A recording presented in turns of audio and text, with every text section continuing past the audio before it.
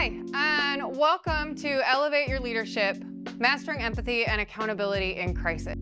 My name is Dr. Christine Midyanek. I'm an organizational psychologist, a business professor with Corbin University, and some other important facts about me. I'm a mom of 3 boys. I own and operate 2 businesses in my community out in Salem, Oregon.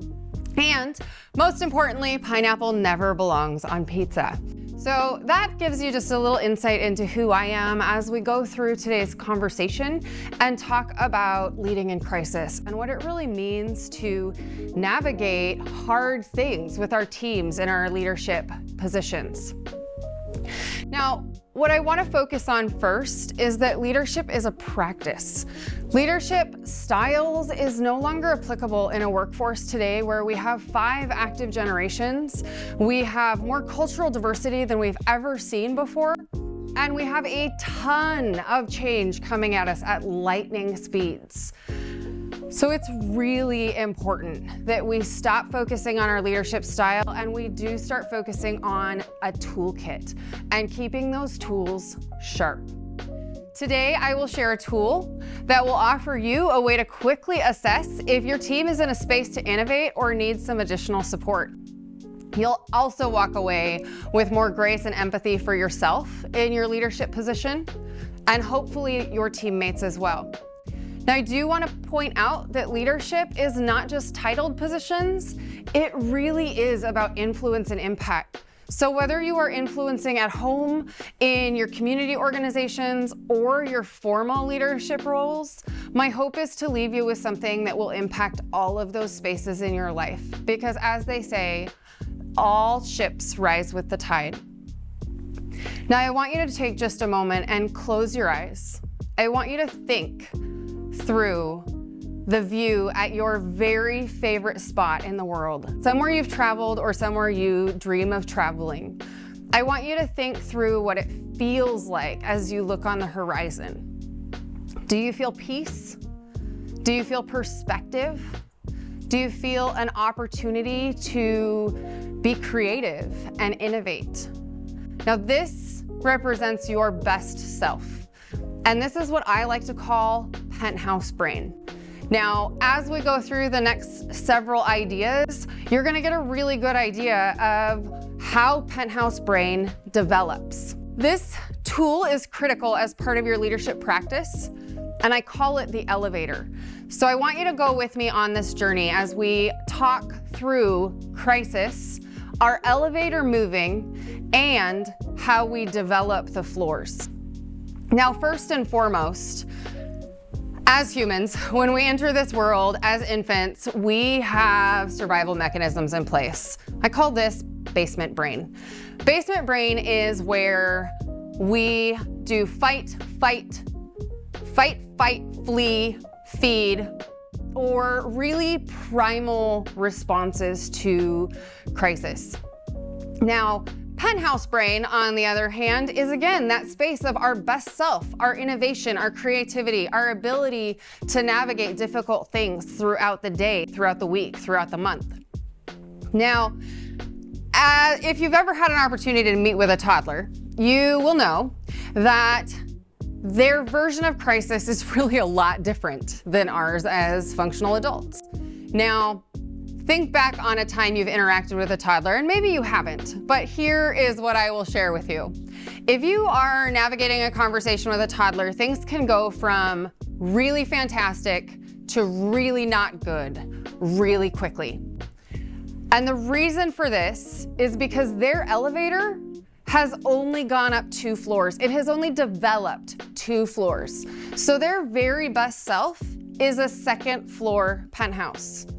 Now, what this means is they only have this much distance from best self to I'm not okay. So what we see is the wrong color sippy cup creates a real massive primal response in certain cases. Now, as we grow, as we develop, as we have more experiences in our lifetime, we develop more floors. So our teenagers maybe have 6 or 7, maybe 8 if they've had an opportunity to travel with their families a lot. but still only 7 or 8 floors. Now that means there's only this much distance from my best self to I'm in crisis and I'm overwhelmed. So when we look at our teenagers and how they have started to evolve, how they have started to turn their experiences into resilience building opportunities, we see things like their athletics that they've played as an opportunity to build resilience. We see their family dynamics as something that maybe has built resilience in their life. We see potentially having divorced parents as something that was really hard that they learned from and again built some floors if they took an opportunity to learn from those things. Now, as we continue to grow, as we continue to have experiences, we get more and more floors. So as you start to think about applying this to yourself, I want you to think about how many floors do you think you have? How many experiences have you had that have built resilience in your lifetime? Maybe you served in the military. Maybe you had tons of opportunity to travel. Maybe you bounced around different parts of the world or United States and had opportunities to really settle into different cultures.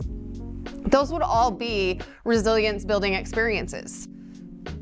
Maybe you survived a divorce or you were a product of a divorced family and you had to learn different kinds of communication skills earlier on. Those are experiences that build resilience in our life. Now, I don't want to overlook resources either. So the R's build those floors, resilience and resources. Those resources might be things like a steady paycheck. They might be things like consistent transportation. They might be other things that really are resources that people can't take away, like a roof over our heads, or good job opportunities, or again, maybe that college degree falls into a resilience building opportunity and resources. So you can start to see how those double R's build those floors throughout our lifetime, creating really high capacity adults with a lot of distance from their best self or that penthouse brain to those lowest floors of basement brain. Now, some important takeaways here as we've started to learn about this is once the floors are built, they're always there. So nobody can take those floors away. However, you are not immune from sliding up and down your elevator. So we might have big slides on our elevator where we go from penthouse down all the way into our basement, and that would be a catastrophic situation. Perhaps like the announcement of a global crisis. Perhaps it is something along the lines of a terminal illness being discovered in your family. Maybe a car crash sends you further down that elevator than you would feel in other situations. Now, we can also have continuous inconveniences that send us down the elevator, like traffic jams, or our kids can't find their shoes in the morning, or the food that we all wanted was out and now we have to make dinner. And there's no ingredients to come together. So we can have lots of opportunity throughout the day to go from top floor to middle floor, back up, and then slide back down. Now, hopefully that all starts to sort of make sense. And imagine the power you have as a leader at home, work, and in your community if you can see when people are open to innovation and when it's time to call in reinforcements. We all have different tolerances because we have different floors. Now that's what we've just taken a few minutes to discuss.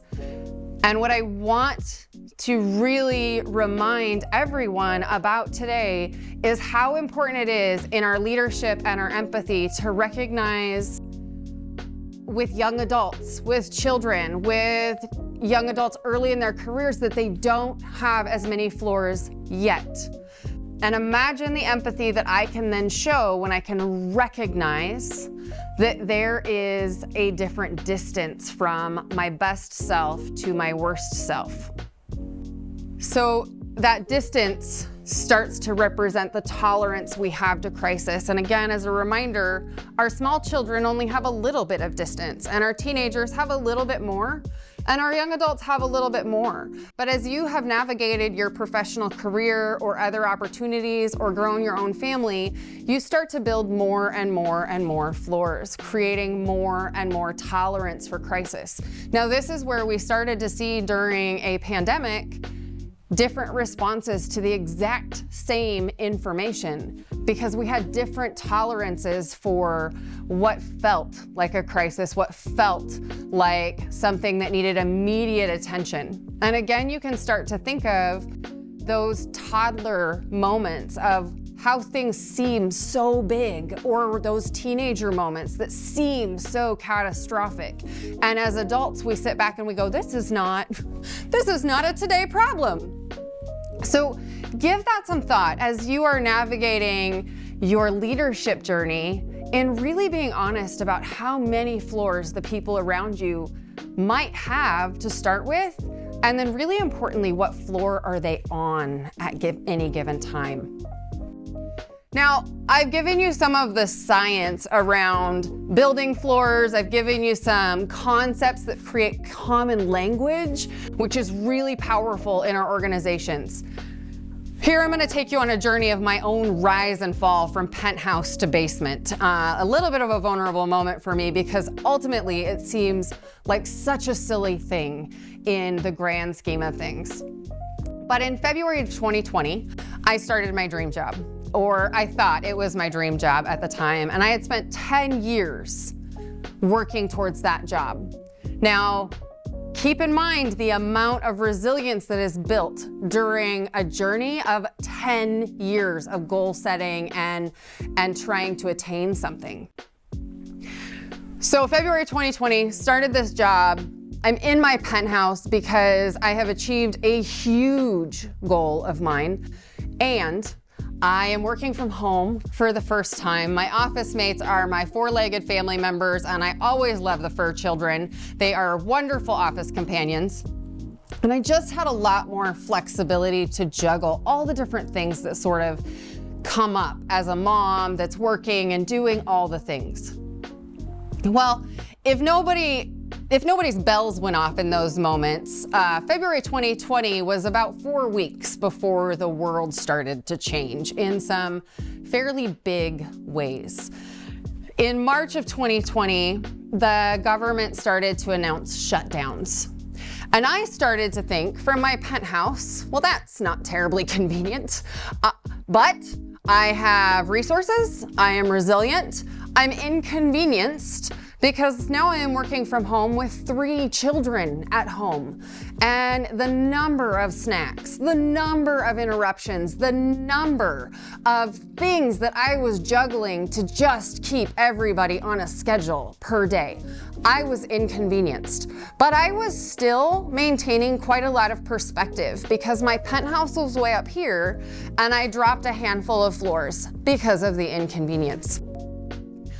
Now, a couple weeks later, they said, actually, just kidding, we're also not opening after spring break. And here I am with a couple more floors, right? Because I thought, I don't know how I'm supposed to keep the clipboards of fun all balanced. I don't know how I'm gonna keep the agendas together. I don't know how to keep all of these balls in the air all day, every day, and do meaningful work for an organization that I was really excited to be working for.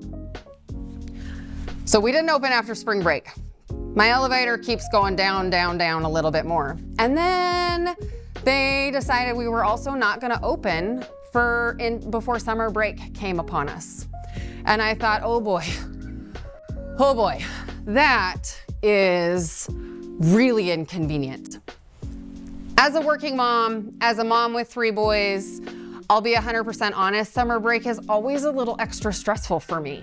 And I thought, oh, summer break's gonna be forever. It's just never gonna end. And so as summer break was sort of coming to a close, in my state that I'm in, as I mentioned, I'm in Oregon, we also were not gonna be opening schools for in-class attendance during that school year either. And I remember just thinking how tired I was, right? And you can start to really hopefully see how that would really impact that elevator that I'm on, right? I started to think, I'm so tired, I'm so worn out, I feel like I've been thinking for everybody, I feel like I've been solving all the problems, and yet I cannot refill my own cup. And so here's what happened. Somewhere around October, so keep in mind this is about 7 months after the pandemic began, somewhere around October, I remember thinking the only thing that is going to make my day better, the only thing that I am going to be able to get through today with is the sexy girl roll from my favorite sushi restaurant downtown. So I called that restaurant and I said, I'm gonna need this, and I'm gonna need this one, and I need a bunch of noodles. Whatever you put on them, I don't care, because really this is about me right now. And I drove down to my favorite sushi restaurant and the lights were off. And I remember walking around the building looking for a back door, knocking, pulling on handles, and the building looked deserted. And so I picked up the phone and I was like, hello, you have my sushi in there and it's literally the only thing that's gonna make my life better right now. And they said, oh, well, I mean, we've got it right here, so why don't you just come in? I said, I can't, the doors are locked. And they said, oh, well, which location did you call? And I said, well, the one on Facebook, the one with the 503 number on the street that I'm parked in. And they said, oh yeah, that's our sister restaurant. And I thought, oh no, oh dear. Okay, where is my sushi located right now? We're in Montana.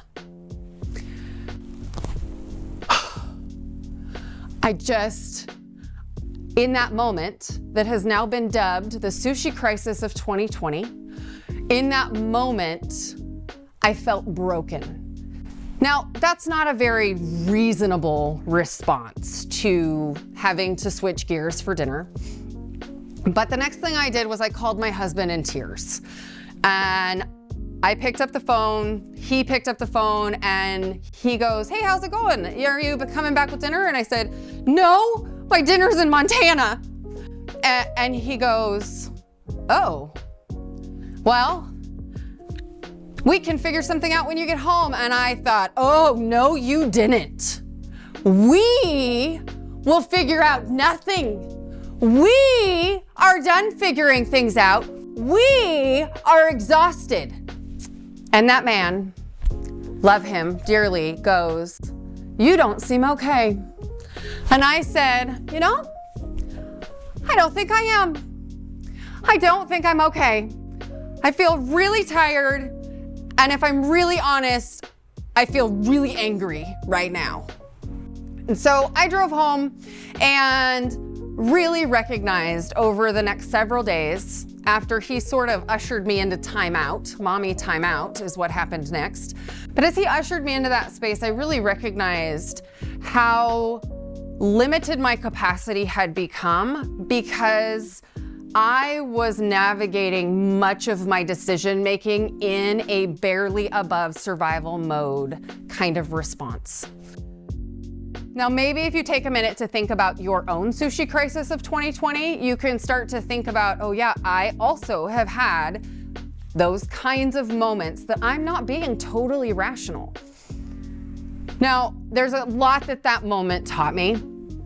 One of them was moving out of basement brain as a really functional adult still requires very simple wins. And that applies to everybody around us. You can't move somebody out of basement brain to first floor for them, but you can offer support, you can offer ideas, but more often than not, as we'll talk about in a few minutes, you need to recognize the kind of personality that you're working with to really identify how you might be able to support them effectively. So basement to first floor is about tiny wins. Again, those are things like coloring, doing your nails, going on a walk, feeling like you have accomplished something very, very small. Moving between the floors after first floor is about goal setting and the support to get those goals met. So whether we are building the floor for the first time or we are trying to return to a floor that we've previously built, but we've been working on difficult things and our elevator's been moving around, what we know is that we need to do goal setting. As leaders, we can support the people around us in order to achieve those new floors or get back to established floors. And we really need to be conscientious about where we are as leaders at any given time. Which floor am I on so that I'm supporting the people around me effectively? And which floor are you on so that you are receiving information effectively so that you know if it's time to innovate or stabilize? Now I want to talk about those 4 personalities because I promised you that I would give you some insights into those low floors based on personality. Now my assessment has 4 types. And I start with the right way. The right way lives and dies by the motto, rules exist for a reason. They are concrete thinkers. They are exceptional at processes. But in those low floors, they become frozen by ambiguity. So that means if I am supporting someone that is a right way in those lower floors, I need to be crystal clear about what I am asking them to do. Otherwise, I will be contributing to the additional overwhelm. Now, the second personality that I want to talk to you about is my way. Their operating motto is, but can we do my idea first? They are our global thinkers. They solve problems and find patterns and identify efficiencies like nobody's business. But in those low floors, imagine, can we do my idea first from a toddler perspective, right? That is where we start to get really resistant to other ideas, potentially even to the point of becoming obstinate and really potentially abrasive. So as we're supporting a my way who happens to be very task-oriented, if they are in those low floors, we need to offer support in the way of action-oriented items. Now, fun way is my third personality. Their motto for life is, what's the worst that can happen? Now, our fun ways are awesome, and they really do some incredible things because they are driven by spontaneity and they are exceptional in the gray area. We see a lot of entrepreneurs in this space because they often are operating in this space of, yeah, let's try it.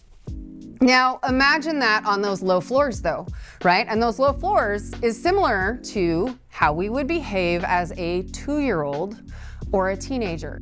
So imagine the motto, what's the worst that can happen when it's a toddler? Well, a lot could happen when we're not actually thinking through the consequences. And so our fun ways are really likely to ignore consequences, especially on those low floors. As a supervisor, as a leader, as a manager, as a mom that has a fun way kid, some of the things that we can do to better support our fun ways is to create safe adventures, both in the workplace and at home. Now, my last personality that I like to talk about is what I call my nice way, and they are driven by compassion and harmony. Their motto for life is, can't we all just get along? Now, again, take that motto and consider what that starts to look like as a 2nd floor response or a 6th floor response. In our innovative space, in our penthouse, that kind of person is exceptional at creating community and collaboration and bonding people together. In those lower response mechanisms, they become very conflict averse and can become very avoidant or even lie to avoid conflict entirely. So those are some of the risks of that nice way personality. But again, each one of those groups has superpowers in the penthouse and risks closer to basement. The other part to know about penthouse is at Penthouse, as really mature functional adults, we actually jump the line all the time.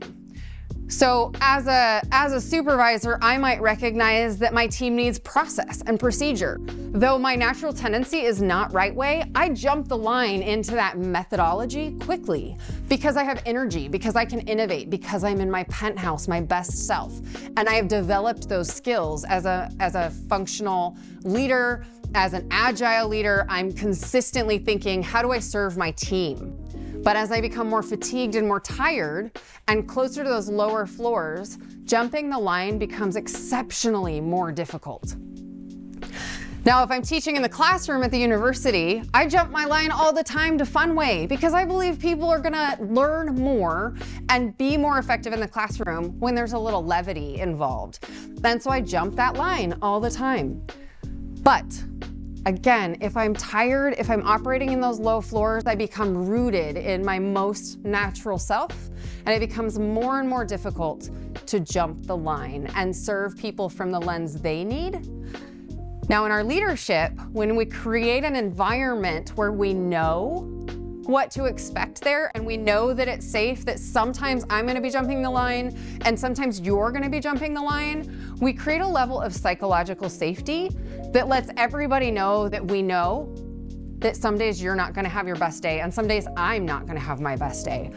And that's pretty powerful when we really start to look at what we can create as a team for those high performing teams.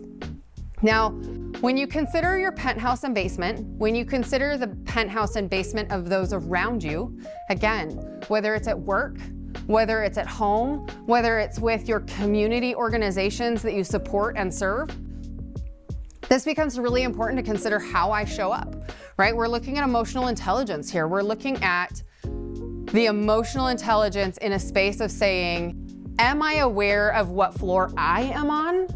And am I going to navigate that effectively? And once I start interacting with those around me, can I say, I wonder what floor he's on. I wonder what floor she's on. I wonder how many floors they have. And then I, as a leader, can offer significantly more empathy in the space of recognizing where people might be on their own elevator and their total capacity that they have.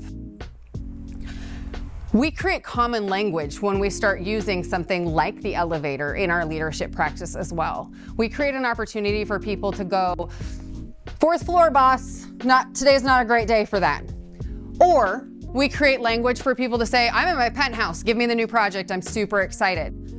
But imagine the power you bring to your team when everybody starts to say, today's a great day for that, or not today. And we all honor that space and that experience.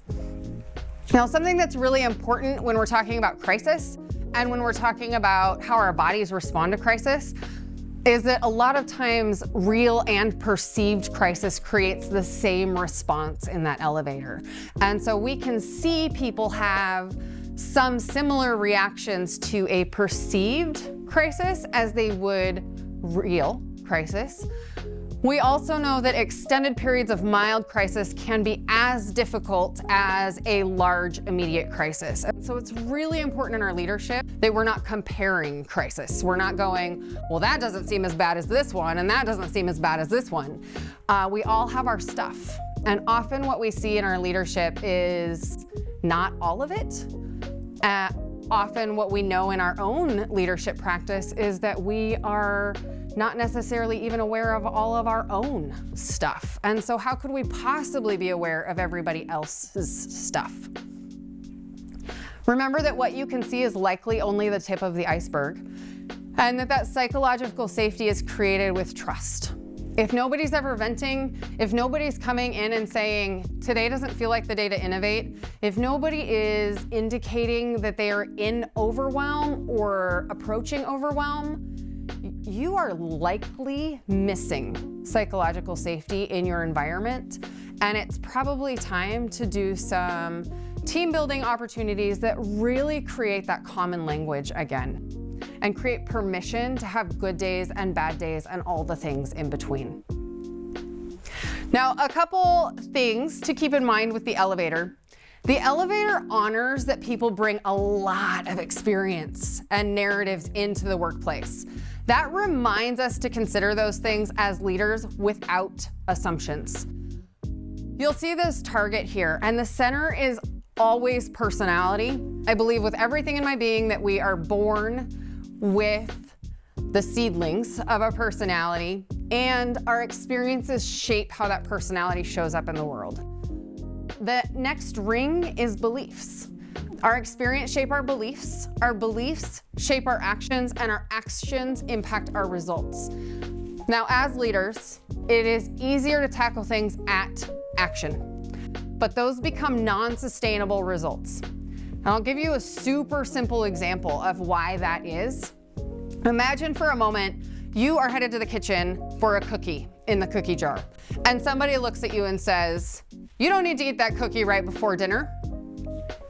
Now, you might have a moment where you'll think, yeah, but I want to. You might have a moment where you think, I'll do what I want. I'm an adult. You might have a moment where you think, that's none of your business. But the only thing that's accomplished by tackling it at actions, by slapping the hand out of the cookie jar, or making you feel a little bad about grabbing the cookie in the cookie jar, is that we have now taught to not get caught with our hand in the cookie jar. We have not actually taught somebody why the cookie is maybe not the best choice in this particular scenario or something similar. So you can see how tackling at actions is far less effective than if we can get into the experience and have a conversation about why the cookie.